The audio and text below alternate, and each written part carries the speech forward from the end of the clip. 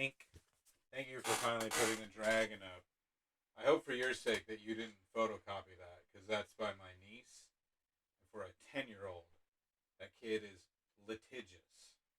I was given strict instructions not to print or copy it. So, I'm just saying, you better have some good representation. 2, 3, 4, 1 up, beep, ba, da, ba, 2. Beep, beep, ba, ba, ba, da. Da, da, da, da, da. It's Wednesday. I'm in love. Hi, my name is Jimmy, and boy, did I go to the comic book store today. Picks of the week. Hannah, Hannah, Hannah.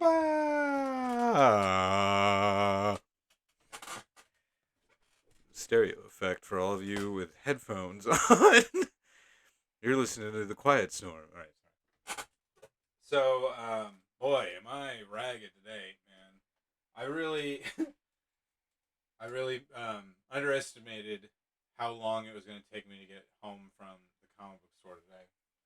But obviously, it was well worth it because here I am with a bunch of more comic books.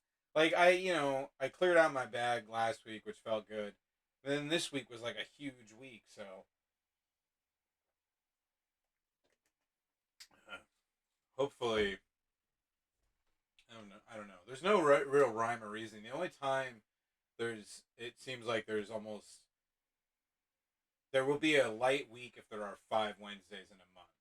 One of those weeks will be kind of light, but sometimes, like for whatever reason, it'll be a light. There won't be that many books that publishers will ship, but it'll still be like all the ones that I get. Usually around the holidays, and now I'm officially babbling. Oh, good, right at the 2-minute mark. All right, excellent. First for this week is Batman Reptilian by Garth Ennis and Liam Sharp. Until I look up Liam Sharp. So I was reading. I didn't. I'm still kind of behind. I'm now like I've got all of this week's and all of last week's and a couple even from the week before to read. But I did get a lot of reading in, as I'll show you some here in a minute. And as I was reading, I believe it was the first issue of Static Shock, which is part of DC bringing back their African American centric milestone imprint. In African American centric in both creative teams and characters. And I saw an ad for this Batman comic because I'm very out of the loop with. I should be trying to do 2 things at once. Get out of here. I don't think so. So Liam Sharp, Garth Ennis, I've talked about, so I'm blue in the face. He's my favorite comic book writer.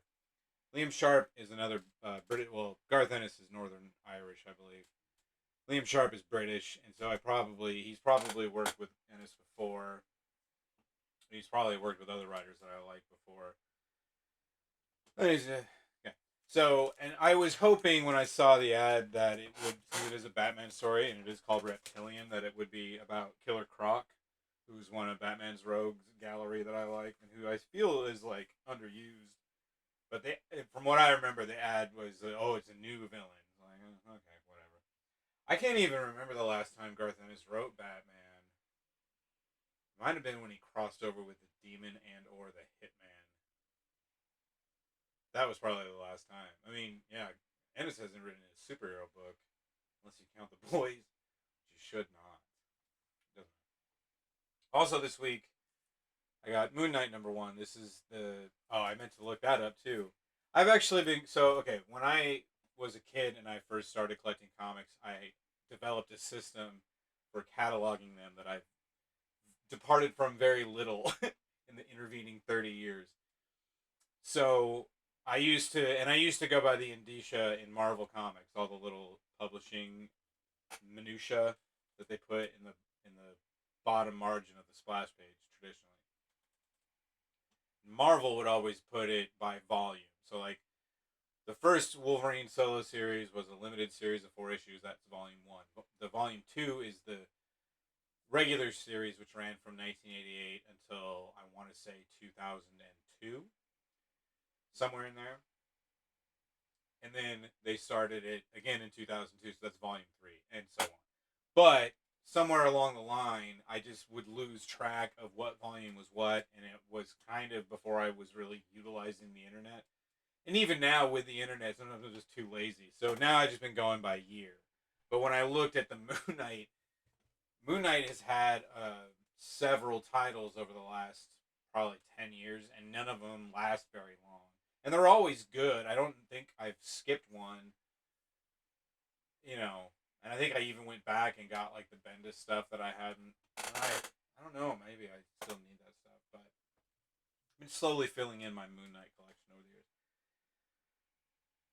So I have no idea what volume this is. If you told me this was volume 8 of Moon Knight, I would believe you. There's also it depends. Some places, this is getting real nerd minutia now too for sure. Um, I'm not allowed to use minutia a third time. That didn't count because I was just saying it. Keep track. Now I've lost the thread of what I was. It doesn't matter. I like Moon Knight, and this is written by Jed MacKay, who I'm gonna watch this later and go, oh, I know what I was trying to say, and then I'll be glad I didn't say it. Jed MacKay is a writer whose name I've been seeing more and more and have been enjoying more and more. I believe that he started as a television writer and he wrote principally for kids television, I want to say. Or he might be a podcaster also. I don't know what. Oh, I guess I should just look it up, shouldn't I? But the more, like I was saying to Warren today in the shop, the more of his stuff I read, the more I'm like, oh, I'm gonna pick this up because Jed MacKay wrote it. Right. Okay. He started as a Canadian children's TV producer slash writer slash composer. Ugh. Unless this is a different Jed MacKay. Gosh. Wikipedia. How can you live with yourself?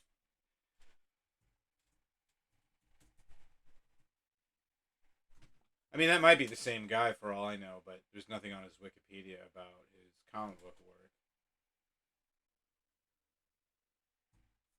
Edge of Spider-Geddon, I read that.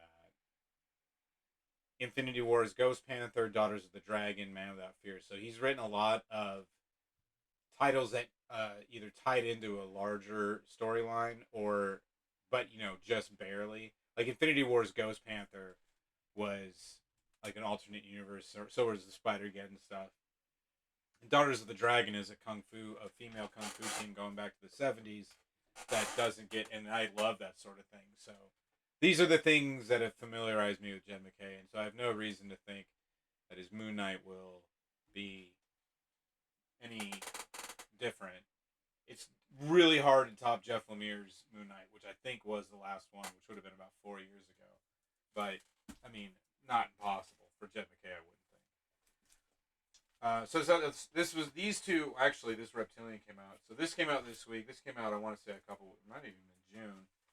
And then the rest of the stuff is all kind of older too. But you wouldn't have known that if I hadn't said anything.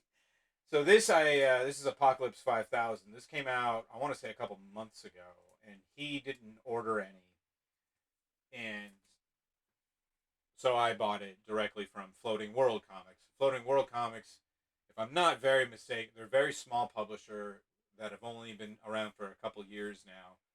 They started out as either a comic shop or a distro service, or both, in Seattle, I want to say, or Portland, somewhere in the Pacific Northwest, which is a hotbed for comic book stuff more and more over the years. The Pacific Northwest was, like it is in a lot of other areas of life, a real hipster colony for comics, but slowly all the mainstream guys all live in Portland now too, or Los Angeles.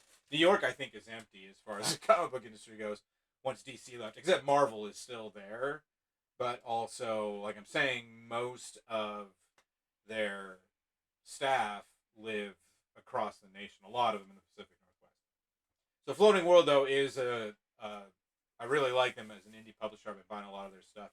This, if I'm not mistaken, is a reprint of a classic underground book from the early 70s, and they put it back into print. And this is very over the top. I wanted it because it reminded me of the work of Spain Rodriguez and who's the other underground guy, Victor Moscosco. Is that right? No, Moscosco was more the posters guy, like Rick Altergott. No, Rick something or other. It's not Rick Geary either. I always make that mistake. The guy who did the Checkered Demon. Whoever, look up who that is. And it's super violent and really dumb, and it also kind of harkens back oddly to that. So I guess it was in the '70s too. There was a lot of really bad Italian B movies in the '70s and into the '80s that were really horrible action movies and all, but all the characters they were these outrageous costumes. They had like the the spike bracelets and the denim vests, and it's a specific aesthetic that I find appealing. So that's why I bought this. I don't think Kim Landgraf or Bob Uzar. I don't know their names from anything else, although I might just have forgotten. Very likely. In the same vein, I finally got my hands on Space Riders: Vortex of Darkness 1 and 2. This is the third Space Riders series, and this is another big throwback to the very violent punch 'em up comics of the '80s and the '90s. It's real. It's the appeal is probably very narrow, but it's also 100% overlaps with everything that I liked about comics at that age. I recognize now that they're not necessarily good. Excuse me. I was talking, but um, it's a look and now that these are obviously new, and so they're created. They're like kind of tongue in cheek, but they're like really good, and it's like a very it's this sort of thing that whenever Warren orders these for me, he always has to go, boy, you sure like that kind of weird stuff. And he's like he doesn't read any mainstream superhero stuff. He only reads independent like Image and stuff like that. I think Dark Horse too. But those are even though those are indie publishers, they're still kind of mainstream. They're like the top shelf indie publishers because that's where your Walking Dead's come from and your what other crap do people like? Umbrella Academy. That's where that stuff comes from. And I like that stuff too, but I also do like I was thinking about it today. I guess I've just been thinking about it lately. I've always been a kid who liked stuff that no one else liked. Oh, I've been watching these old ones, so I've been hearing how much I repeat myself, and I apologize. But I had mentioned a long time ago on this show about the Bob Newhart sitcom called Bob, and it only lasted a season before it got canceled, and I was crushed. I loved that show because it was Bob Newhart, whom I already loved. It was a sitcom, which I also loved, and he played a comic book artist, so it was like, oh, it's tailor made for me. Nobody else could give a crap. It bombed horribly, but even at I must have been 14, 15 years. I think I was like 15, maybe going on 16. Crushed. I think even at the time my parents were like, "What is with this weird?" I guess I can't blame them. Continuing on with that theme, I also finally got Cain and Abel. This is an oversized graphic novel, original. In Diamond Distributors, their usual, quite literal bang up job delivering these things. Whenever something is a different size, and it doesn't matter how, because this is kind of skinny, so you can, well, it's going to get a little dinged up.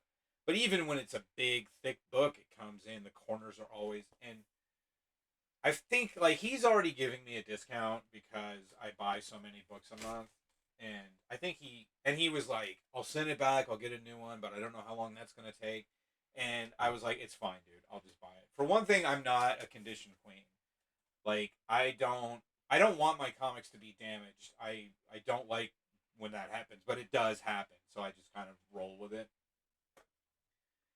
And also, but largely, I have had experience with a book coming in damaged and we send it back. This is when I used to work at a shop. Book would come in damaged, we send it back, and then they send it again, and it's damaged. And it's like, it's just a merry-go-round. So I just said, you know what, dude, just give it to me. I'll take it. I'll read it. It's fine.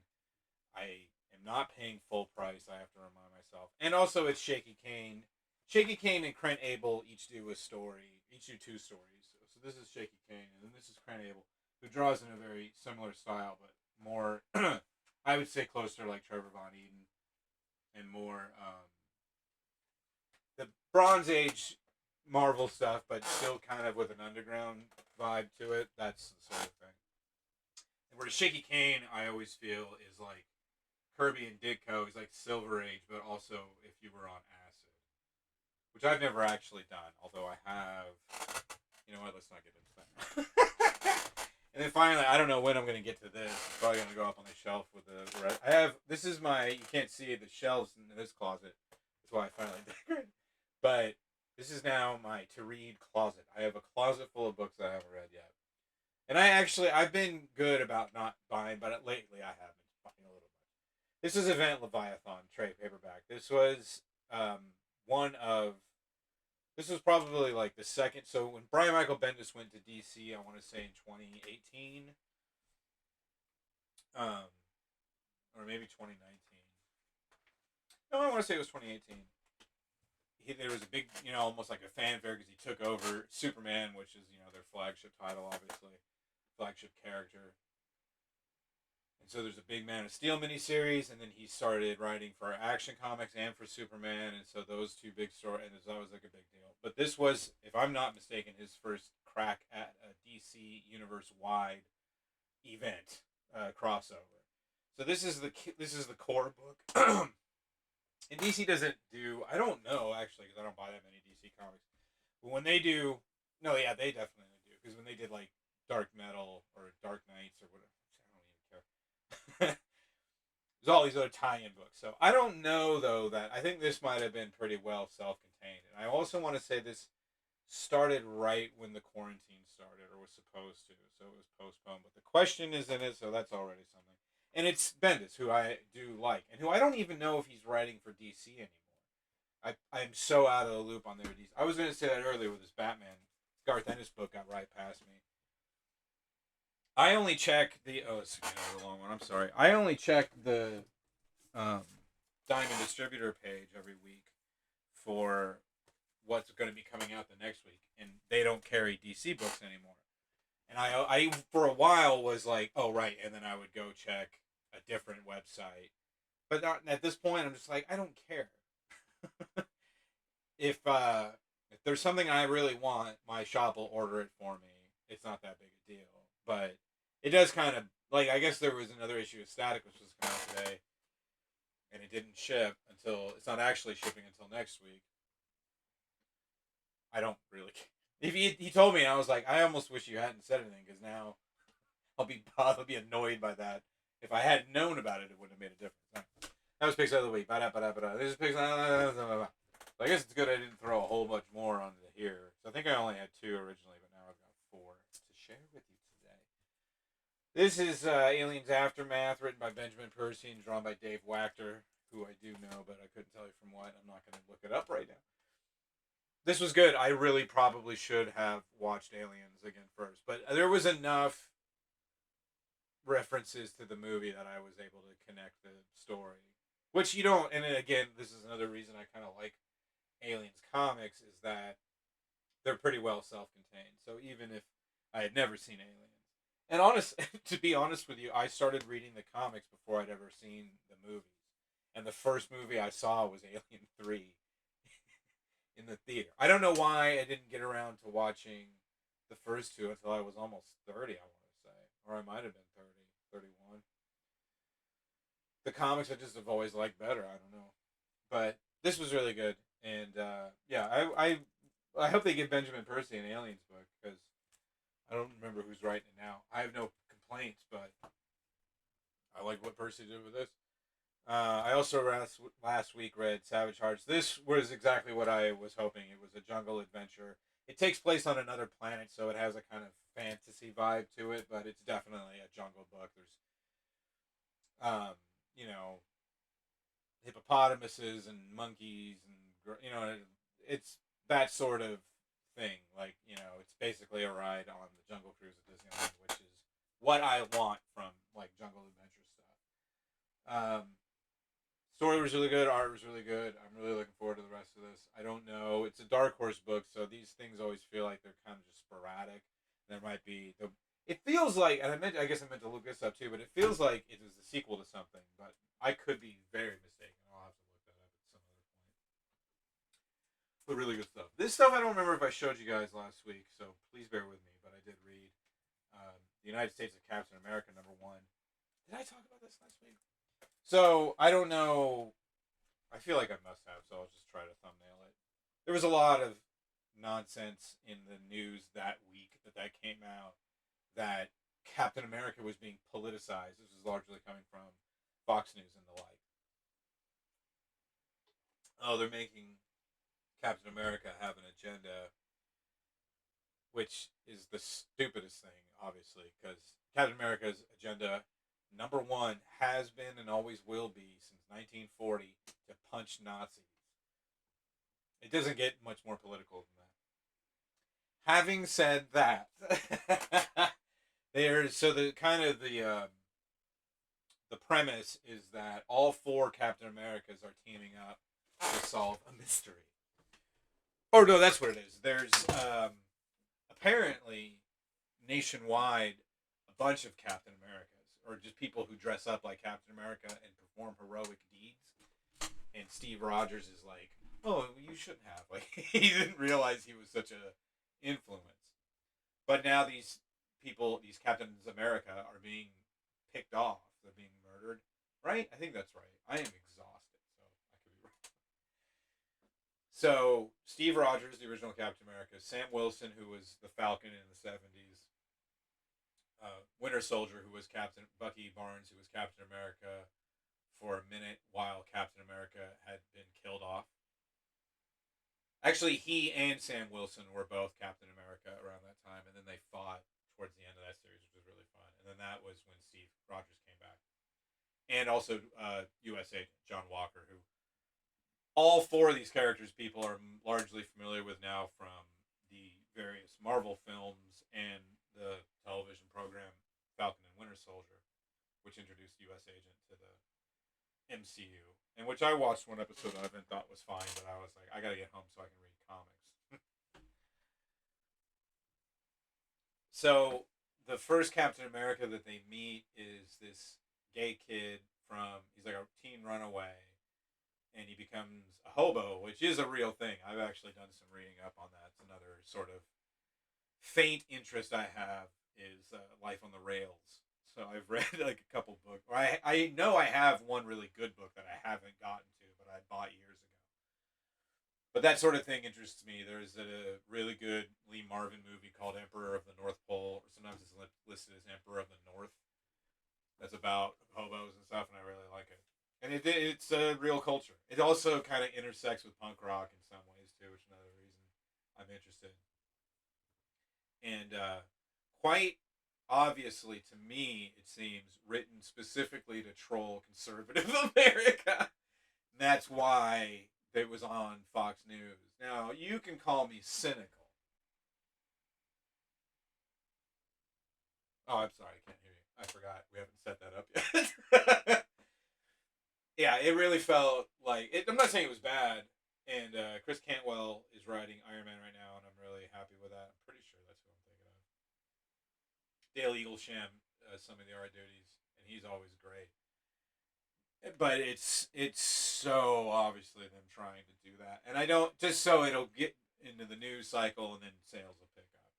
I mean, it's not enough that they're including all these characters off of this wildly popular TV show and series of movies, but they also have to drag Fox News into it. The only annoyance I have with this, and this is, I want to make this clear, because this is, I'm already in for a penny and for a pounding. A lot of the complaints I hear about within comic book fandom, not from the outside, from dudes who look exactly like me, but are fatter and smellier. Their #1 problem with this sort of thing is they want their little superhero world to be not apolitical, to be complete escapism from the real world, which is an impulse that I can very much empathize with. it's a horrible place out there, and I would much rather live in the Marvel universe. And I spend as much time as I possibly can there for just that reason.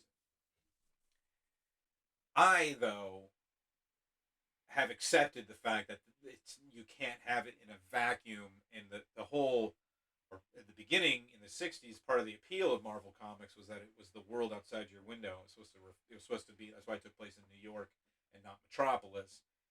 And real life things. Not like DC didn't do that, but real life things would occur also in the Marvel.